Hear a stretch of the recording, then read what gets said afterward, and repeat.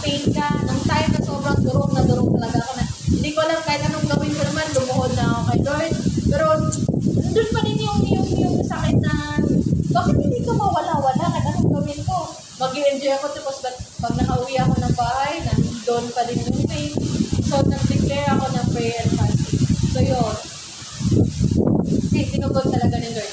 Kung may nararamdaman kayong sakit sa katawan, hindi kayo ng prayer and fasting. Tapos yung prayer and fasting natin, hindi lang po tutungkol sa food na kailangan natin i-fasting. Pwede din yung kung ano yung mga bagay na inuuna nyo araw-araw. Yung cellphone nyo. Pwede nyo i-fasting ng isang araw. O no cellphone. No cellphone.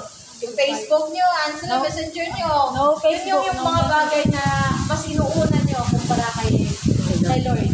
So, pwede nyo yung i-pray and fast kung yung kaibigan mo, ito, para hindi kayo magdikit araw-araw. Mag-iwalay mo. O muna kayo magpansinan ng isang linggo. Ng jowa. Ngayon. Isang linggo lang. So, mga taon na yun. Pagdating ako sa asawa. So, bago matapos yung 2025, start by prayer and fasting. Lalo na kung napipilang mo ng mga pinagdadaan natin. Meron pa rin naman natin. You have to, or we have to persevere in prayer.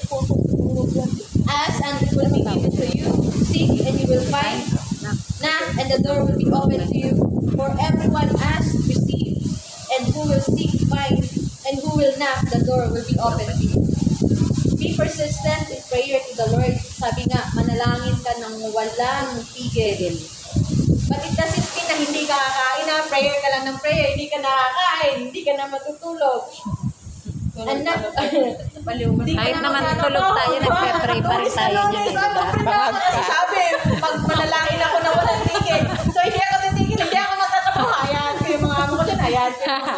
Oo, kasi manalangin lang na walang tigil, hindi ko ganun. Yari na naman na tayo doon. Ibig sabihin na, just keep on praying. Amen.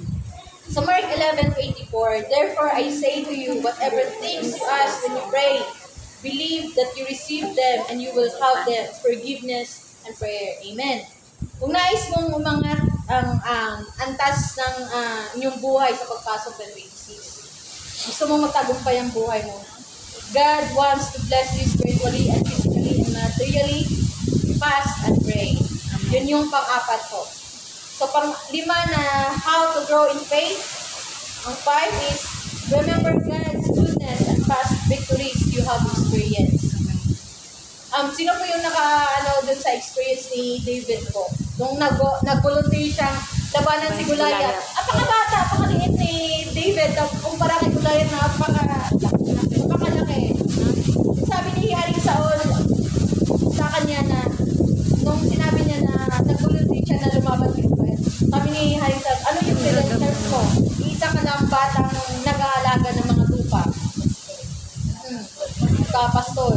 Sabi ni David, nakapatay na po ako ng leon, ng uso, at gagawin ko rin yan sa Goliath na yan. Sapagkat I have God. Diba na maraming din? Like David, remember your past victories. Dahil kung paano tayo pinagtagumpay noong una, pang tatagumpayin kang muli ngayon ng Panginoon. We are more than conquerors through Jesus Christ who strengthened us. Kaya kung may pagsubok ka man ngayon, remember the goodness of God. Remember yung past victories and the goodness of God. Kasi siya ay He is the same God yesterday, today, and forever. God is good to you.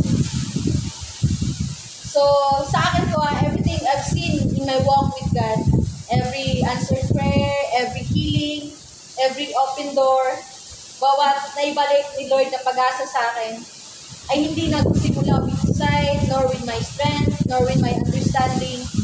It all started in faith. Doon nag-start lahat sa pananampalataya ko sa Kanya. Faith is the quiet whisper in my heart that says, even if I don't see it, God can still do it. Kahit hindi ko nararamdaman, He's still working. Gumagawa pa rin siya. At kahit hindi ko maintindihan, His plan is still good.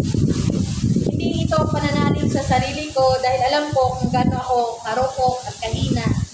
It's not faith in people, hindi sa mga kasama ko sa ministry, dahil nakita ko kung paano ako mabigo sa mga taong minsan nang inasahan ko. It's my faith in the one who never changes, na ang salita ay nanatili magpakailanman. And it's the Lord. Nung tinawag si Abraham sa calling niya, he didn't know the land. Hindi niya alam yung mga detalye ko, di ba ate? Sumunod lang siya dahil naniwala siya. Nung iunat ni Moises yung tungkod niya, hindi niya alam na hahati yung Red Sea. Nagtiwala lang sa Diyos na nangako ng pagliligtas. Nung bumaba si Peter dun sa bangka, yung Walk on water. hindi niya na-calculate o kung anong alon o hangin. Nakatuon lang siya kay Jesus Christ. So, faith is where it all begins. Faith leads me to pray when it feels like giving up. Faith makes me wait when my heart wants to rush. Faith helps me to surrender when my will wants to fight.